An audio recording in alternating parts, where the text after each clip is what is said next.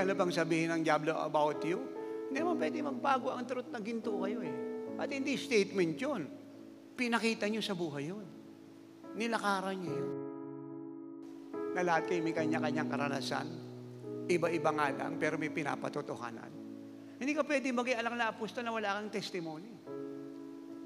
Siguro sa ibang fellowship, mayroong mga pastor doon, pero walang testimony, okay sa bishop. Yun dito, hindi po pwede. Dalawa lang yan eh, magre-repent ka o mag-quit ka. So you need to say, you're not living to what you are hearing. Kasi wala kang testimony. Eh dito, pag nagpastor ka, sayo mo sa gusto, may testimony ka.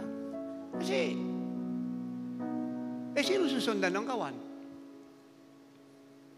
Sino maglilipap ng spirit ng mga young people? May alam ni Paul yung potential ni Timothy. Alam niya, isang araw in the spirit, magiging bishop to. Alam niya, marami itong hahawakan. Alam niyo ba, na kung akala niya gagamitin lang ng kayo ng Lord mightily, ay hanggang doon lang naisip niyo, no. Yung paggagamit ng Diyos sa inyo ay hindi lang mightily, but one of its kind. Pag sinabing panahon to ng living like Jesus people, ng living like Jesus church, ang ibig sabihin nito, yung gagawin ninyong lahat ay hindi naganap ng mga unang panahon.